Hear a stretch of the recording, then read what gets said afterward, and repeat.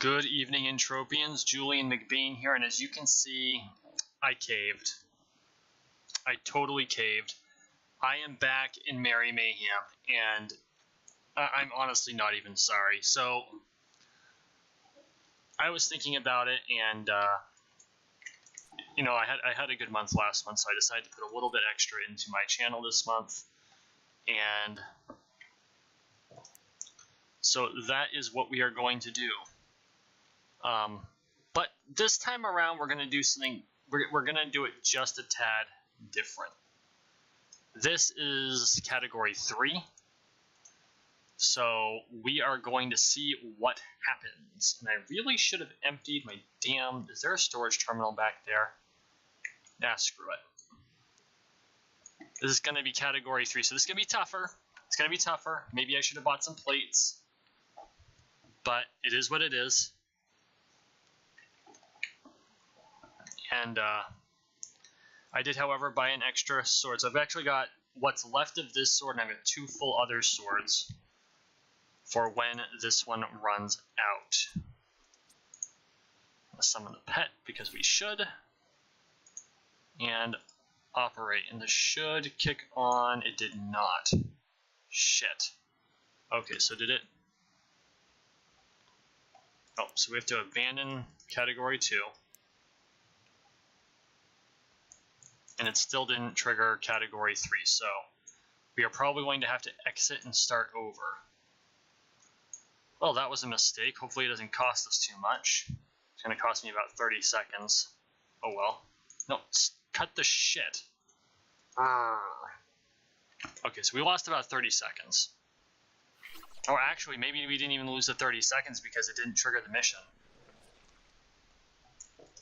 Mistakes you don't make. So, register.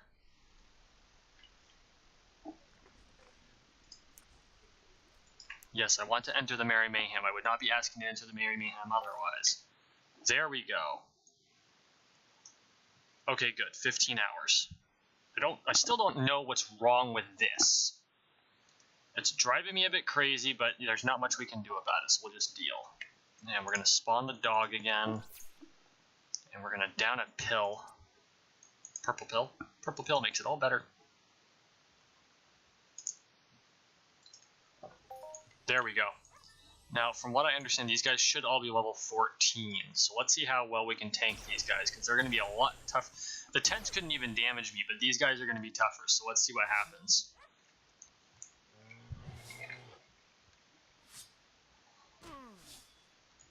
Oh, we're doing good. Maybe I should have started here. I'm sure that it's going to drain my my armor value faster.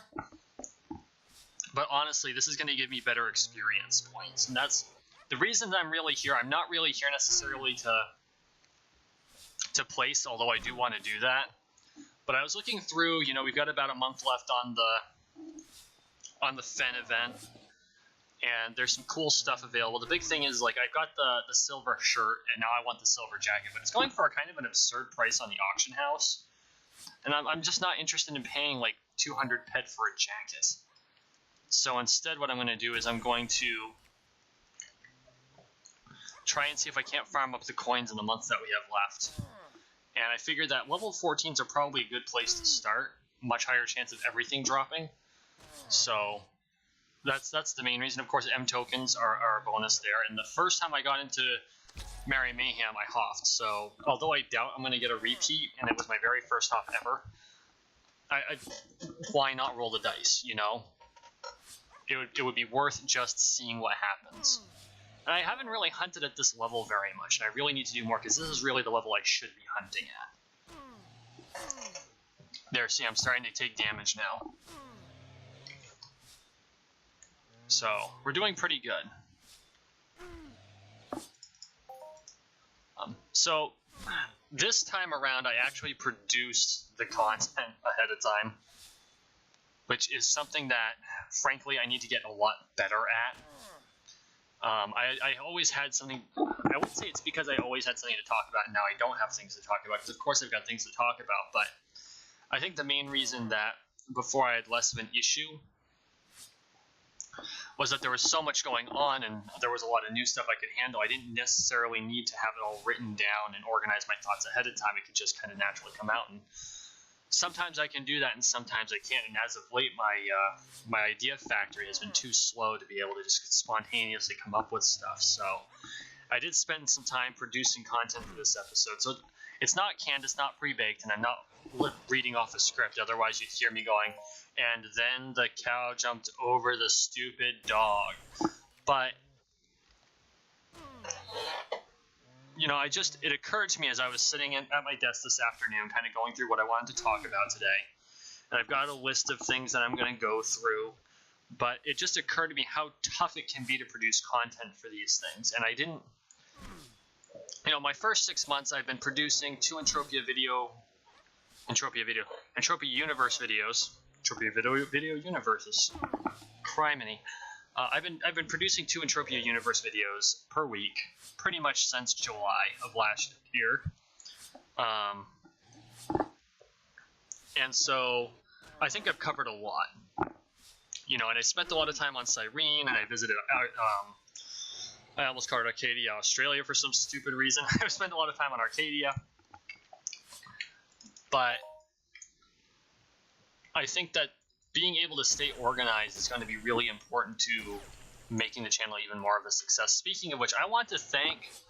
I had a sudden spike in subscribers this month, and I want to thank them. Thank you so much for subscribing. It was I went from 31 to 38 in 2 days, and that just blew my mind. So thank you so much for joining us. Welcome to the community. Hopefully you enjoy the content, whether it's the Entropia Universe videos or it's the other content. Currently it's Crash Bandicoot and We Happy Few. More to come, more to come. You know, my channel's still in its infancy, so please be patient with me. So yeah, that's pretty much what I had for that portion of it. Let's see. One of the things that I do want to kind of throw out there, first off, before I get too deep into that, I'm really, really happy to say that my rifle skills are getting a lot better. So, you know, I'm no longer some ridiculous, you know, I've got this LB-15 in my hand, but I pull things with buckets. Yay. No, I'm doing pretty good with the LR-10. I should be able to graduate to the LR-15 sometime in the next couple months. That way, if I ever do another joint hunt, which I'm sure is going to happen, I won't be standing there waiting for the mob to get to me and I'm doing like maybe a third of the damage, because I felt really, not dumb, but I felt kind of useless in a lot of cases. And that wasn't the fault of, it was Serial Overdrive I was with. It wasn't his fault at all. It's just that when you are a dedicated melee player, you have to tow it with your opponent. And aggro doesn't work in Entropia Universe the way it does in, say, WoW, where, you know, you've got a player who can do things to deliberately tank the mob. And in some ways, I wish you could do that. And in some ways, it's probably good that it doesn't. Because it allows other, you know, if you've got one person who deliberately does what they can to pull aggro, then they're getting all the evade skills. And if you're joint hunting, you want to spread the love around, so to speak, so that everyone skills up in other categories. And frankly, in Entropia, out of all of these skills in this game, perhaps the biggest one of practical value is evade. And I'd have to say that is the case by a shot. Because you just, every time they swing at you, if you evade it, it doesn't do damage to your armor. Of course, it doesn't do damage to you, but if you're in a case like this where I would have to, from what I've seen so far, I would have to be really not paying attention to not to take too much damage to die, or I'd have to get myself too deep in. And I mean, of course I can die, but from the looks of it so far, it's not that I'm not taking too much damage. But I'm still taking armor durability damage, right? And that costs pet. And when pet is money, well, there you go. So I guess my point is that evade is probably by far the most important skill you can have, especially as a hunter, but as a miner too. And the reason I say that is if you're out mining, right, and you're gathering resources and you're hunting in an area with mobs, which in a lot of cases you are. I know there's a loot theory about mining where if you're in an area with mobs, the loots are better because there's more danger involved, which makes a certain amount of sense. I'm not as much of a miner as I'd like to be. I really need to actually go back and do that more. I actually miss it. It was kind of cathartic just running it. Like, I did a lot in the Orthos oil field. It felt cathartic in a lot of cases to just go and drop probes and not worry too much. And actually, if I go back, there would be a great opportunity for me to grind out my frickin' robot looter.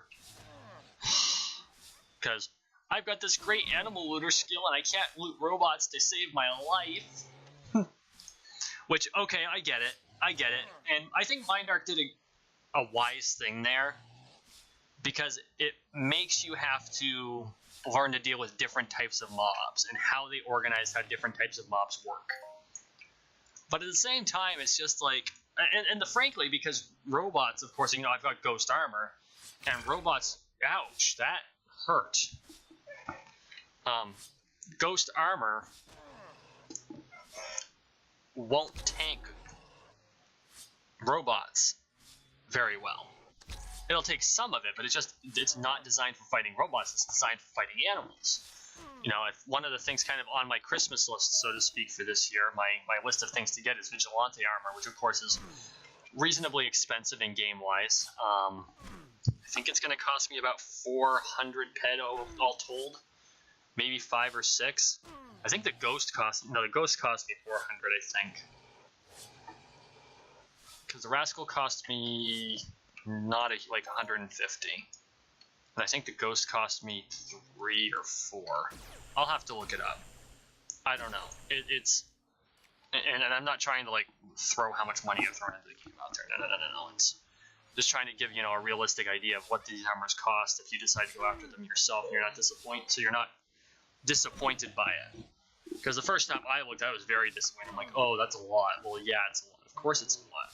But it comes in handy, and you can hunt at a much higher level, and your returns are much better.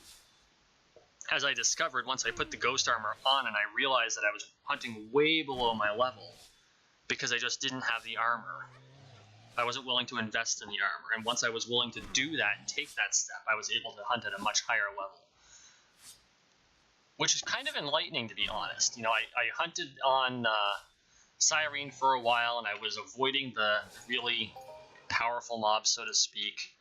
Which, okay, that's not necessarily a bad thing, but at the same time, it means that you're not progressing as fast. I was facing level 10s and doing okay. Going through quite a bit of universal ammo for healing, but that's how I ground out from level 1 healing chip to level 5 healing chip, I think in 2 or 3 months at most. Because I was constantly healing, which, yeah, you burn through a lot of ammo, but that's a skill to have. That's a necessary skill. You know what I'm saying? That's a great skill to have, is when you have the ability to heal. And I've found it extremely useful to have. And I better back up before I pull half the frickin' instance here. I don't know what happened there. I guess their wander algorithms threw them a little closer to me than I expected. Speaking of which, how's this sword doing? This sword is not doing well at all. Okay, after this mob drops, if he doesn't kill the sword beforehand, I'm going to swap weapons. Okay, Dyke it down, unequip, detach attachments, throw the attachment on sword number 2. Bring up my hotkeys, reassign, and go. I think I've got that pretty well down to a science, don't you? I know, I'm silly. It's okay. Don't judge me.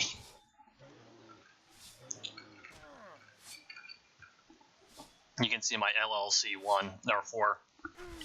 I wish these were more common. I would have used an LLC 4 a lot longer before I switched to LR10. It's just, you can't find them. You really can't, and it sucks, because it's the perfect intermediary weapon for rifles. That gap between, say, Bukins and the LR10, that LLC 4 is the perfect intermediary weapon, because it's tough. It is tough to find the laser weapon to span that gap.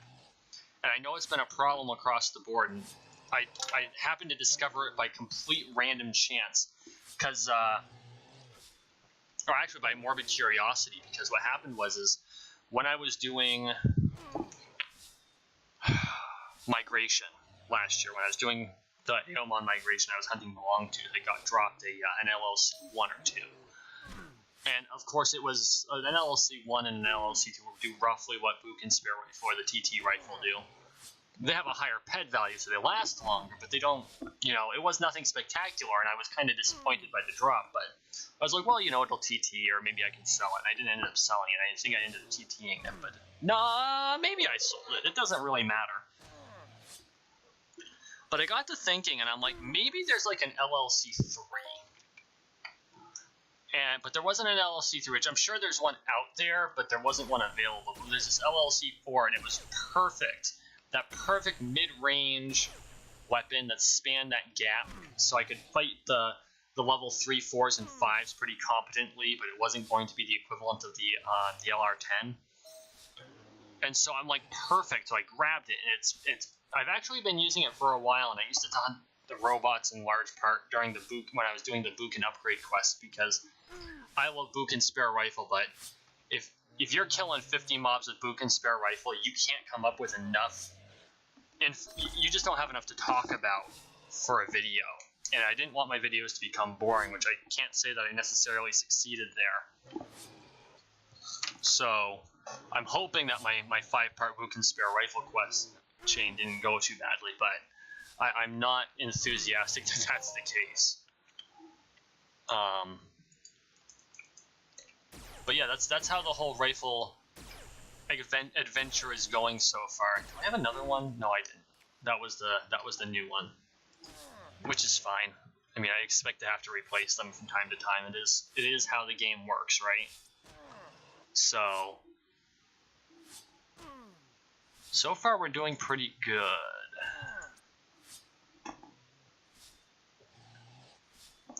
Oh, you'll notice that I've another thing I caved in on recently. I've been doing the dailies. I shouldn't say that. I have been doing a daily. And the irony is if I only do the one daily every day, it's going to take me 6,000 days to achieve what I want. Because I found something I want from the frickin' daily token trader in Twin Peaks. It's one of the jackets there. And I'm like, oh, that's really cool. I want one. And so I went to start, and I realized, 6,000 tokens. Holy crap. That's going to take me a while if I'm going to do one daily a day, 6,000 days. I mean, I'm pretty sure that's close to 20 years. Okay, I can do the quick math here. Divided by 365, that is 16 years.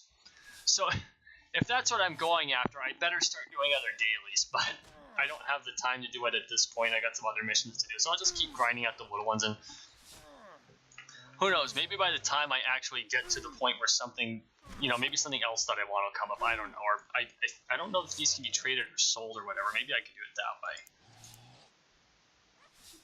Nope, they are untradeable. Oh my goodness gracious, so I better find other dailies to do.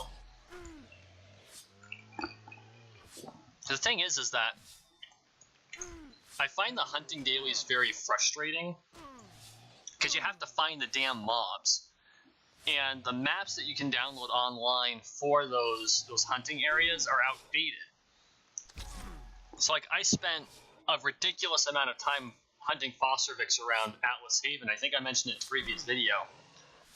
And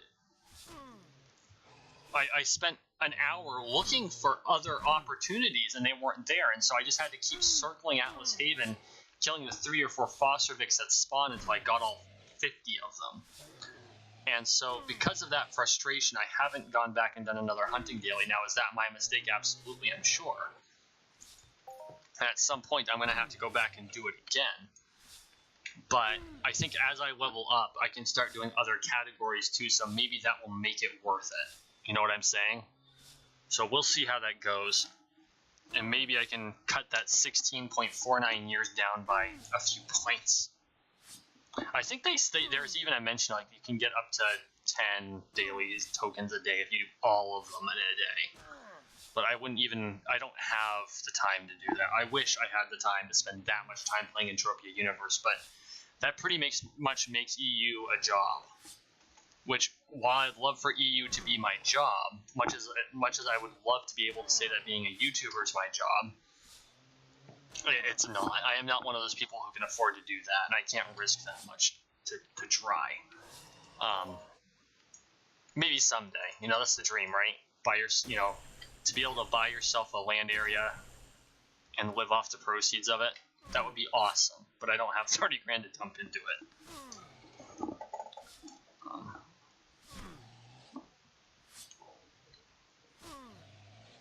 Oh, that does bring me to something I did want to bring up today. And I think it's important for all of us to think about. I've been contemplating it. I'm having trouble getting started because it requires so much extra stuff. I think I would have to dedicate a good chunk of PED to getting started. And I don't know that I'm prepared to do it yet. Entropia needs tailors. My God. And I'm not saying that the tailors we have are bad. They're not. They're great. You know, they're doing good at coloring, although some of the color choices are fairly garish. They're doing great at making the stuff. It comes out with a decent repair value.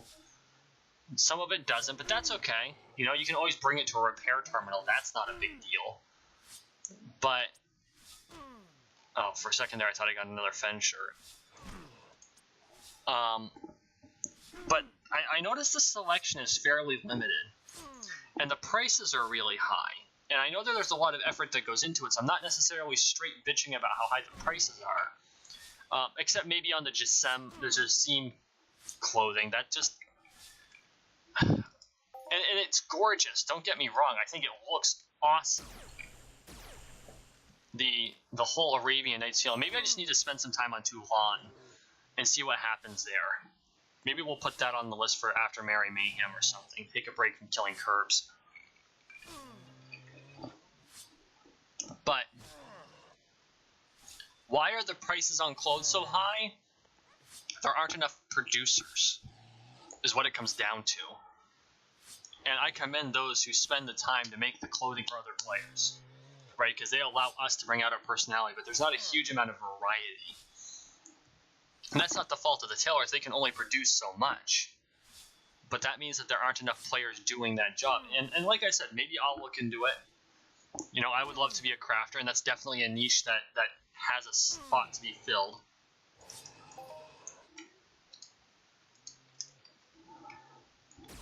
But at the same time, when I go looking for something maybe to customize my avatar, you know, be a little less bland, because let's look at my clothing selection.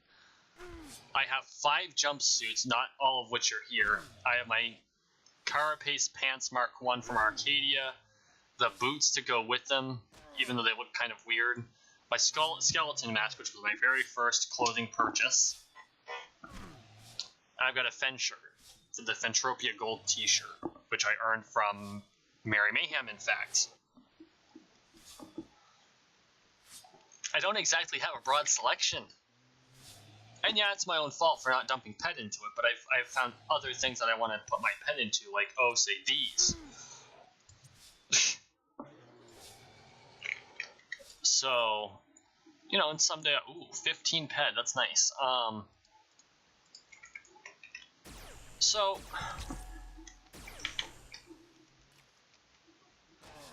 and again, I don't want to bitch about the prices because they go through a lot of effort, and I know it's a high expense profession to get into. Maybe it's just I can't necessarily find something that suits my style overall, and I'm griping. So you can ignore my bitching. But I do think that EU could benefit from more tailors, and I think that even the tailoring community could benefit from more tailors, because maybe then the pressure would come off a little bit. You know what I'm saying? Because you can only produce so much in a given week. There's only so much you can do, and it's not fair for it. I mean, to be frank, it's a little unfair for me to bitch about it because there's so few of them that maybe that's part of the problem. Is there's just not enough time for them to gather the resources or to invest the cash into put out enough for there to be a decent variety of things. So they have to focus on the stuff that's super popular.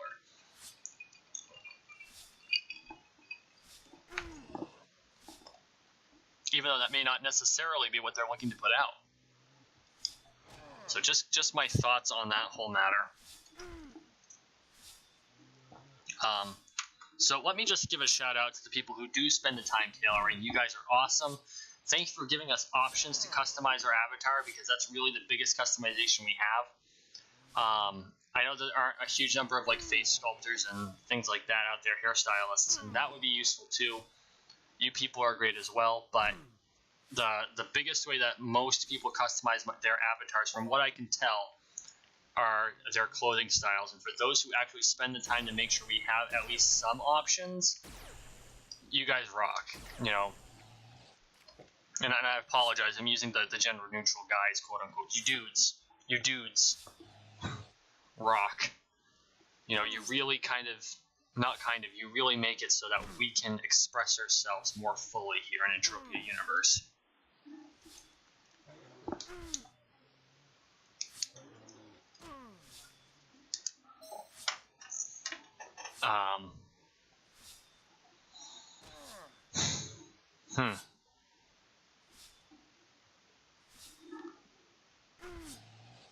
Not really an easy way to transition for this one. So I've got two other things that I really kind of want to touch on tonight. I guess the first one I want to touch on is Compet, Entropia pets. So, as we all know, Compet failed, and Mindark offered the opportunity to trade Compet deeds for Moon deeds, which some people took advantage of, and I hope you did if you had Compet deeds, and obviously some didn't, because I'm still seeing them on the auction house. Although why, I don't know. I think Mindark would have been smarter if they had just force converted them, or said, hey, this failed, so in exchange for, you know, for every 5 Compet deeds, we're going to give you 2 Moon deeds in exchange, and you'll receive these Moon deeds by a certain date and just have done with it. Because now there's still useless deeds floating around, and they're going for kind of an absurd price. You know, I think they're going for 25 or 30 pet apiece for Compets? And Entropia declared Compet a failed project, so I don't know why people are still trading them. It doesn't make a whole lot of sense to me, and maybe there's some even lingering, maybe false hope that something will come of it, but I don't get it. That being said, and understanding that I don't know what the pets offer beyond the ability to say,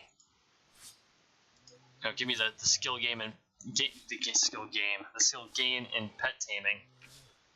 I understand there are other skills that they can eventually learn, and so I'm hoping that by leveling my pet and spending the money on Nutrio bars, I'll be able to do things like, I know that some pets offer the opportunity to gain additional combat skill points. Or I think one of them has a loot increase by like 0.5%, which isn't a huge amount, but you know what? 0.5%'s 0.5%. You know, 50 basis points off of 1,000 ped is still 5 ped. It's not a huge amount, but it's something.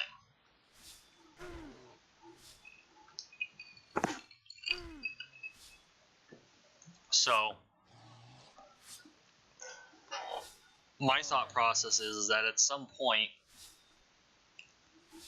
I'll have the skills necessary to find those pets that can do that. And right now I've got the dog, and I've got the panda bear, which I haven't started leveling yet.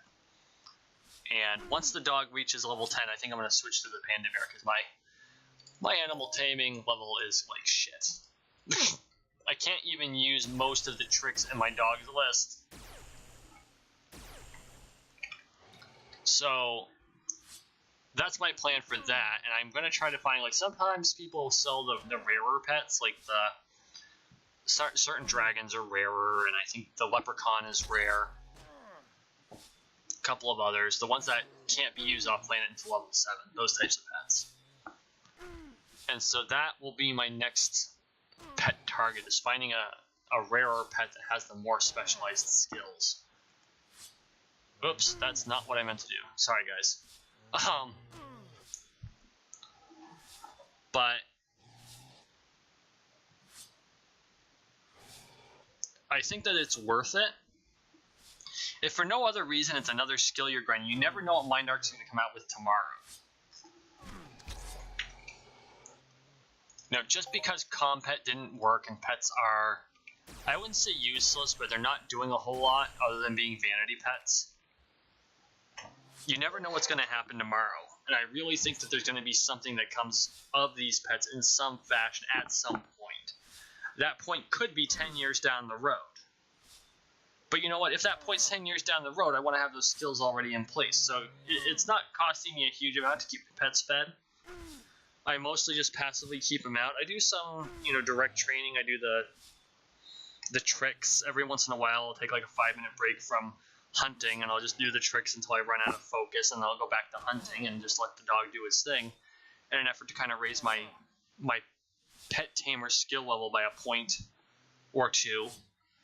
But, I mean, overall, it doesn't really do me any harm to have the pet out, and honestly, I don't know if it ends up affecting the amount of loot I get, because of course I'm burning extra pet by just by having the dog out. I'm burning extra peck. And Mind Arc is really good about strict calculation of cost benefit, because that prevents them from being declared gambling. So I think it would be worth the experiment to maybe spend a week and leave the pet in. Don't take out the pet. Just spend a week without the pet. Calculate the win-loss ratio. Then spend a week with the pet and calculate the win-loss ratio. And see if there's a noticeable difference. And of course, we have to do it percentage-wise. That's the big thing. You got to start so that it's easy to figure out what your actual cost benefit, or cost versus, come on, there we go, return is. Because if you're not doing that, then there's really no point. And there is a certain, I personally, from experience, believe that there is a certain level of parity when it's still considered breaking even. For instance, when I was I wasn't running the event, I was the treasurer. That wasn't the actual title, but that's basically what my job was. I was handling the ticket booth, for lack of a better term. In the SCA, we called it the position exchequer. And I was responsible for troll. Which, for chuckle if you want to. I kind of like the term now, but the troll takes the fee for the site. And for, if you're going to be sitting the feast, the meal, you take the fee for that there. They're the person who collects the money. So, of course, you can see why we called them the troll. And I did this for years. In some ways, it's a lot of fun, because you get to see everyone who walks in. And everyone who walks in has to stop at troll.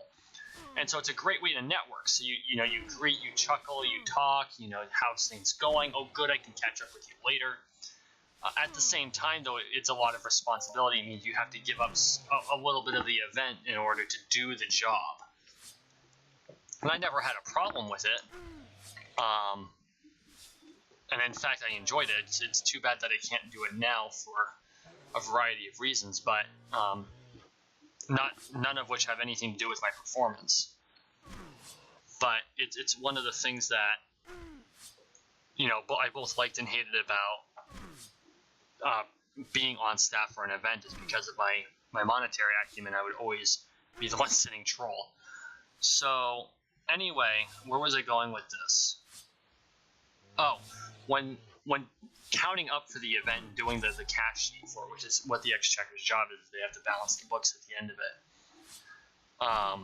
I would always check to see, okay, was it a profit or loss? And I mean, you can always go with down to the penny. If you had a negative $1, you technically suffered a loss. But overall, you really didn't. And so we had to kind of create a gray zone. You know, what is the profit loss amount that would not be considered profit or loss? What is that break-even level that, you know, even if it's a couple of dollars under the profit line, a couple of dollars over the profit line, it's not enough to really be considered a statistically important number. And so for that case, where you're dealing with hundreds of dollars, we decided, you know, $100 plus or minus is going to be considered breaking even. And there were a couple of years where we ran into that. Okay, you know, we made $50, we broke even. We lost $100, we broke even. And that's okay. That's kind of the way it should be. On the flip side of that, in Entropia universe, you'd have to come up with that whole, what is our break-even point? What gray zone do we establish for it where it's not statistically significant? And then do the calculation. And yes, it's science, it's math. I think it's interesting, but I'm a numbers guy. I'm sure that a lot of people wouldn't find it interesting. Who knows? Maybe in the future, somewhere in the gray zone of what the future of this channel has, I'll actually go through the trouble of doing it, but it won't be tonight. Speaking of which, thank you for watching. Thank you for listening. Please make sure you like, share, and subscribe down below. It really helps me. I really appreciate it. Thank you so much for joining me on this journey so far. I'm having a blast. I hope you are too. So, we'll see what happens in the future. You all have an awesome night.